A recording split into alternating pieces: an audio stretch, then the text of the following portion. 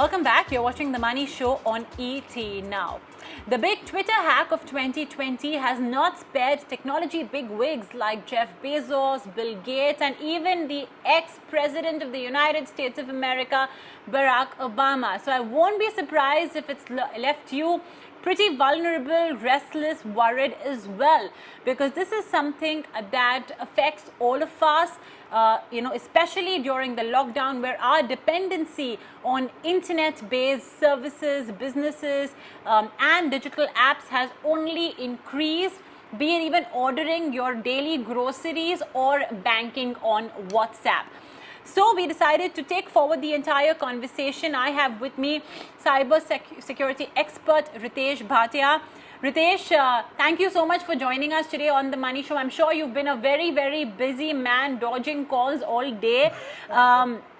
So thanks very much for taking our time. And I think it's extremely timely that we've got this interview with you. What exactly happened, with this whole Twitter hack, with bitcoins, etc., being demanded? I mean, to think of it, if you have such big wig Twitter accounts being compromised, I'm a little surprised that the damage has been limited to what it has been and is not something bigger. Yeah. So firstly, Mobina, thanks for having me over here, and it's always a pleasure to be on ET Now. Now, what's really happened over there is basically, all these bigwigs who were there, the blue verified, the ticker verified accounts who were there. Now, all these guys, there is like in Twitter, there is a department, and there are these employees who handle all these accounts. In the sense, they just keep watching it, and they are able to make some changes if they want from the back end, like an email ID, something like that. They just keep a watch kind of a thing. Now, so one employee had access to all this particular thing, and now he fell prey to a phishing scam in this case, a phishing attack, or he was in hand in gloves with those hackers.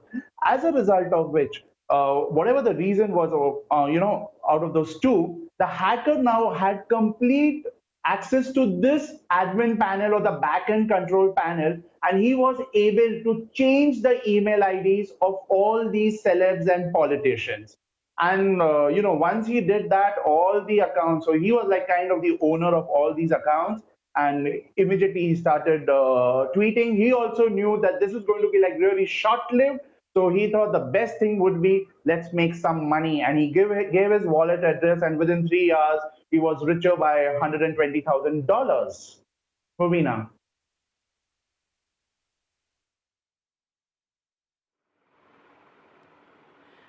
So this is a case where essentially there was a compromise perhaps on the company's back end itself. So it perhaps didn't even have to do with carelessness on the part of the customer or the consumer, or for that matter, the tweeter, if you could call it that. But you know what, Ritesh, this is something that we just had to address with you, because now it brings to our minds not just the fear of tainted reputations, but also of a financial loss which one can suffer. Both can be equally bad, both can be equally distressing. We do rely more and more on apps, on digital services, on the internet for all of our day-to-day needs, for obvious social distancing needs, right? When it comes to our footprint in the digital world, in the internet, not just in social media, but otherwise as well. We have a plethora of accounts created, in every other app that's there. Our email accounts are literally littered all over. Everywhere they ask us to create our username, our password, and we just simply, put it in.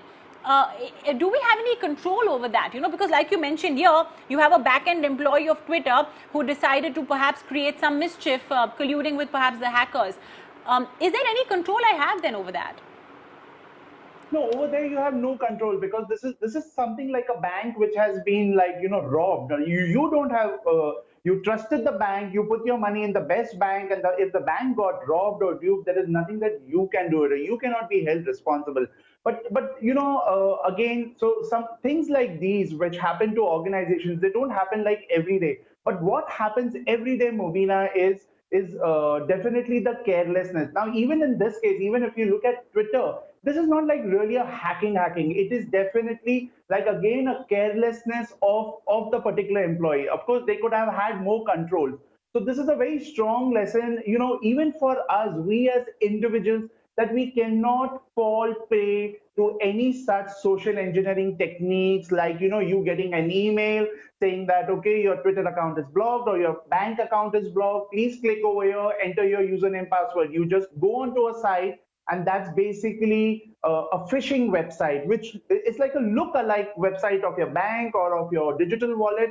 And you enter your username, password, then it takes you to the next level, says now enter your credit or debit card details or enter your MPIN, and there you do all that and the money goes. So especially during this COVID time, Movina, there have been like cases almost every day, one call from some friend or relative that I've lost like 70,000, somebody lost lakhs of rupees, somebody's lost 11 lakh rupees recently using even SIM swap. So we got to be very, very, very careful, especially at this point of time, because many of the people, even those funds in the bank or those other technology companies, are working from home.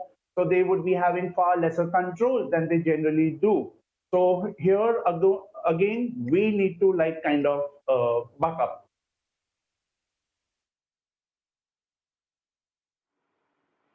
Okay, Ritesh, you mentioned phishing. Now, a phishing email would still perhaps be a little easier to identify because you can look at the email address of the sender.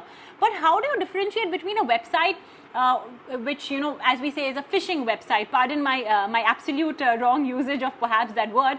But how do I differentiate between, let's take for example a State Bank of India. How do I recognize that? Okay, look, you know what, this website looks like it's something planted by a hacker, and I should not put in my password credentials or transaction credentials. How do I distinguish? Any telltale signs? Yeah, so you were saying that now it's fairly easy to find out even if it's a phishing email. No, you know what? Honestly, it's not. It's actually these hackers. They're just like, or the fraudsters, not even hackers. The fraudsters are going 10 steps ahead. Like for example, you might just get a mail which says SBI India, and the I in that is actually a one, or the I is like an L, and you can get confused, especially because you're sitting on the screen all day, your eyes are tired, there is a distance, you really can't see those small fonts also.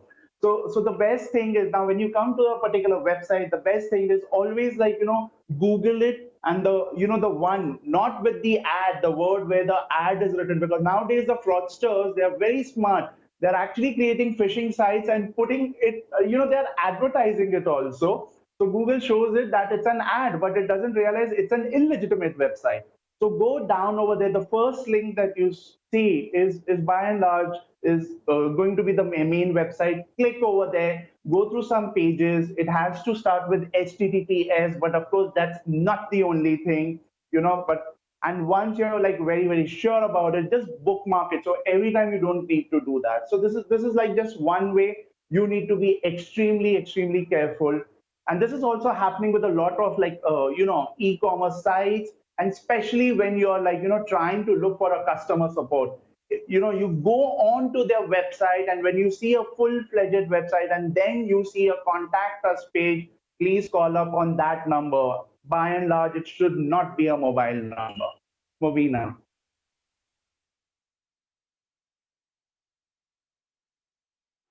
Well, must say, hats off to the ingenuity of these hackers. The fact that they would literally advertise their fake website is something just completely undigestible.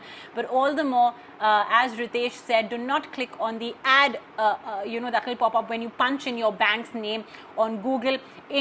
Mostly, it will be the next, listing on the page.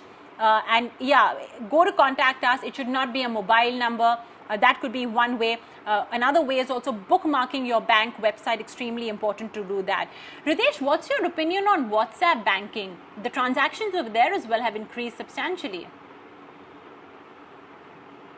So WhatsApp banking over there now, I'll tell you, it's quite a safe thing, because this is nothing like, you can't do any sort of transactions over there. You're just like asking as to what is happening. You just say, okay, what's my account balance? You're just saying, okay, you're not able to do any transaction. So I don't see any kind of risk. It's just as good as like, it's like the SMS banking which we had some years back. So it's I think it's pretty convenient. It's good to use. It's easy. So maybe we can just go ahead with it.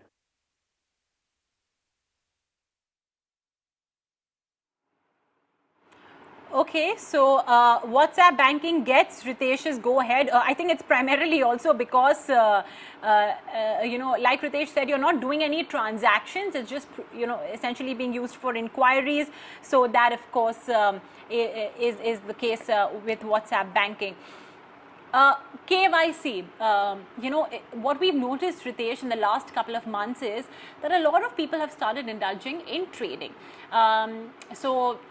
They do e-KYC, as we call it, and, they use all these apps that are there to sort of, punch in their trades, etc., take part in this market rally as well that we've been seeing.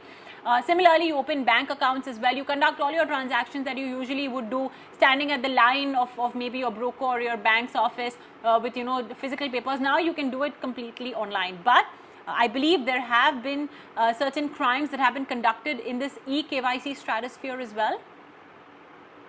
Oh yes, so these are what we call as the eKYC frauds or the eKYC like KYC scams, and that's quite happening with like digital wallets. So let's say you are using a particular digital wallet. It could be PhonePe, it could be Paytm, and then you get a message that your wallet will be deactivated because the KYC is not done. Call up on this number. When you call up on that number, they ask you to download a particular app, or they just ask you to that this is a form, just fill up this form. And when you go onto the website to fill up the form, they take all your details. Or when you're using the app, they ask you to enter the debit card number, credit card number. And so these are the remote access apps, for example, like AnyDesk and TeamViewer. Let me tell the viewers that these apps are pretty safe to use. They're actually convenient as, but these fraudsters are like misusing it. So here the app is not to be blamed, but how it is being used. So here in this particular case, it's being misused because when you're entering your credit card details, the CVV number, although you see it's going in asterisk or it's blank, but when you're pressing the keypad, those the keys are getting highlighted. Let's say you press 5, so the 5 highlights it. So the fraudster over there notes it. Okay, he's keyed in 5, he's keyed in now 9, he's keyed in this. So this is what is happening. And here I have like really clients who have lost like lakhs of rupees for all these. A recent victim lost 5.6 lakh rupees. So we got to be very careful that and in any case, please understand, for a KYC, you don't give your debit or credit card or any financial details. What you do is you just give something like an Aadhaar. You'll give your Aadhaar number, you'll give a passport number. You will do things like those. You're not going to like give your financial details. So be very, very mindful of it. Don't call them back when you get a because in any case the KYC when you want to do, you need to do it via the app. You don't have to call up any call center, Movina.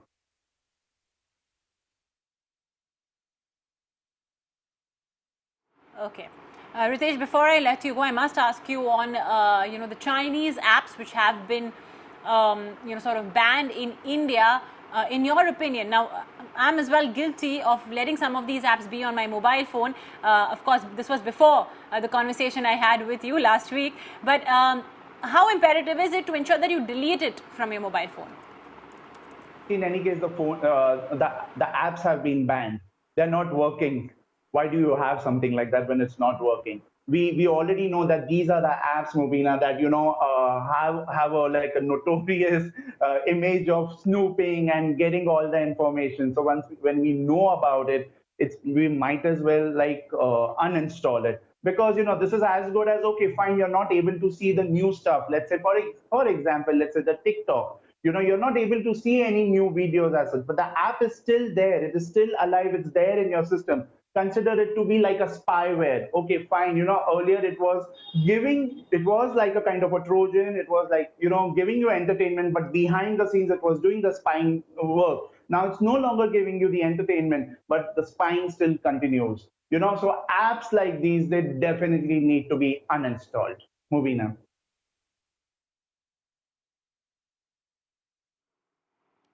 Well, Duly noted and done, Ritesh.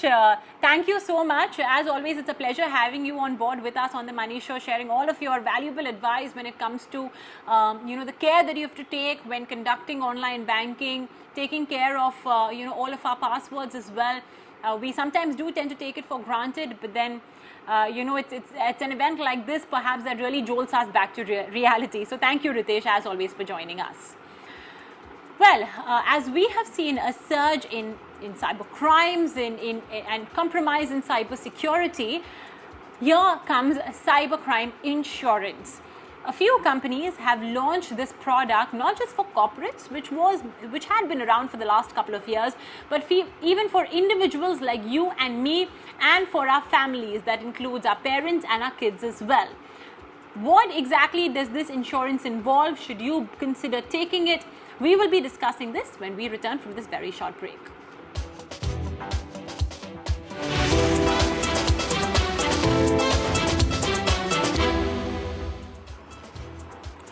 Welcome back. You're watching The Money Show on ET now, where we're addressing the big Twitter hack of 2020 that took place last night, where we had the big wigs, right from Bill Gates, Jeff Bezos, Elon Musk, even Barack Obama, did see their Twitter accounts being compromised. Now, I'm sure it's left all of you all as well pretty jittery. What is the protection that you guys have in the event that something like this unfortunately would happen? Well, enter cyber crime insurance, a novel product that has been recently introduced, and this time around for retail individuals like you and me as well. Let's talk a little bit more about this. I have with me joining in on the show Manoj AS, the Executive Vice President, Liability Head of Global Insurance Brokers. Manoj, really appreciate you giving us your time today on an extremely important and relevant day. Manoj, let's talk a little bit about cyber insurance policies.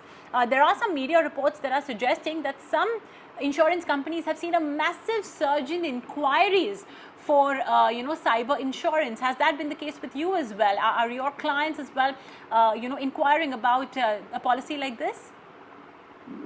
Yeah, thank you for the opportunity. So at this point of time, lots of requests from the customer side, because during the COVID season, the cyber attack which is on the rise, and you must have heard that last evening, which we have seen one of the worst breaches in the US, which is a social engineering attack, which they have taken handles from the employees.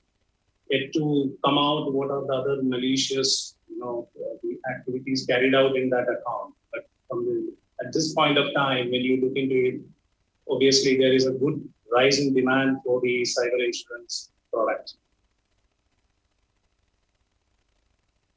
And if you look into the coverage part of the cyber insurance, there are two ways which is to be looked upon. One is the corporate side.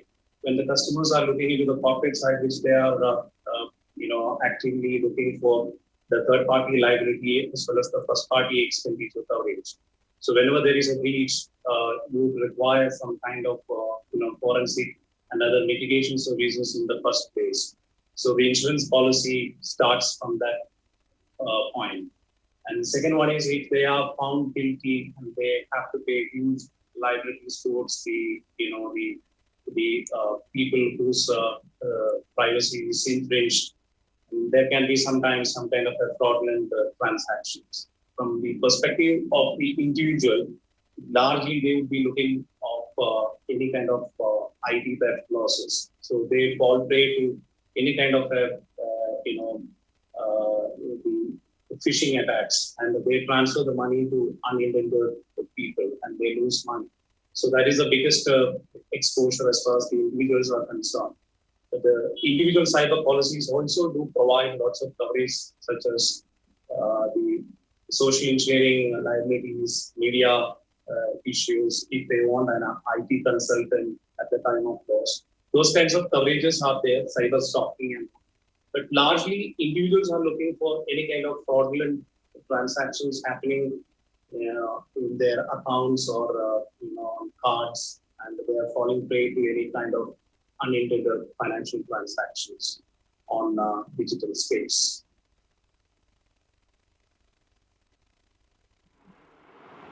Manoj, how do you determine, like you mentioned, okay, an IT consultant's expense quantifiable, legal expense quantifiable, financial loss obviously quantifiable. But when it comes to loss of reputation, etc., which is sometimes associated with, cybercrime, how does an insurance company, pay out something like this under this cybercrime cover, cyber insurance cover?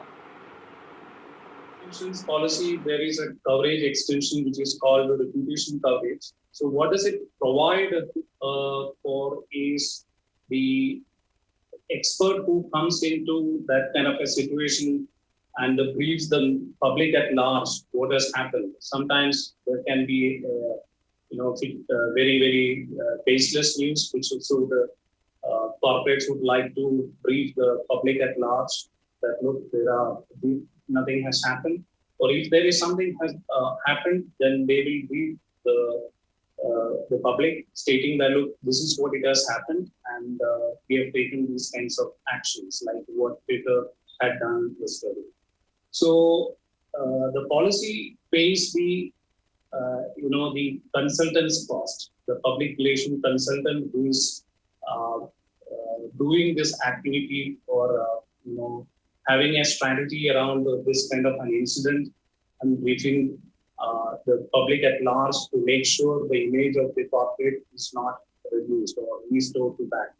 So otherwise, the loss which is happening because of a reputational damage, there is no insurance coverage per se to quantify and pay to that extent. So if any corporate says because of this incident, my image in the public has come down, that has resulted in a loss of say $100 million.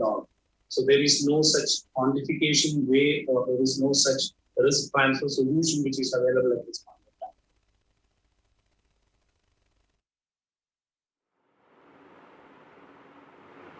All right.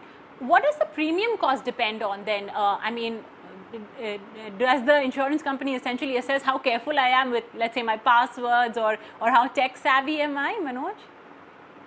Yeah, premium depends on various factors. One is about the exposure, what the underwriters are going to underwrite. Exposure is depending upon what kind of security practices you have, what kind of data, in what industry which you are there, and which are all the territories you are exposed to.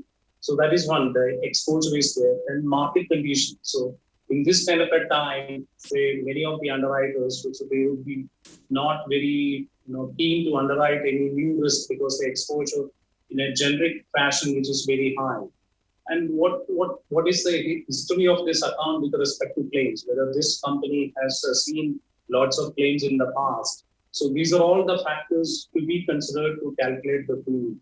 So when the market is benign, so there are more solution providers out in the market. So you would be getting a very, very, very competitive rate. So, and one more thing is what kind of a coverage which you would require. So there are different kinds of coverage which are available in the market.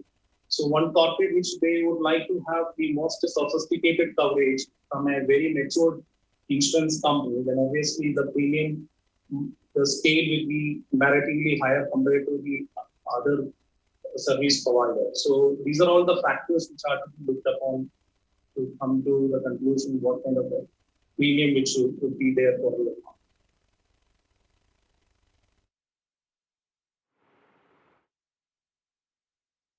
Okay, understood. Manoj, really appreciate you giving us your time on such an important day, such a crucial one as well, when perhaps many may be feeling a little jittery. If Barack Obama's account could be compromised, even mine could be as well. And, that's when cyber crime insurance, really does come in to assuage some fears, if not all. But of course, prevention is the best cure, and that's extremely important to understand. Be extremely careful with all of your accounts, your passwords, especially the ones linked to your bank accounts and other confidential information. The best way to keep it safe is to simply memorize it, not note it down anywhere else. Okay, well, on that note, we're all timed out on this episode of The Money Show. I hope you guys enjoyed it, learned from it, and attained some valuable information. We will see you back tomorrow at 5 p.m. Don't go anywhere.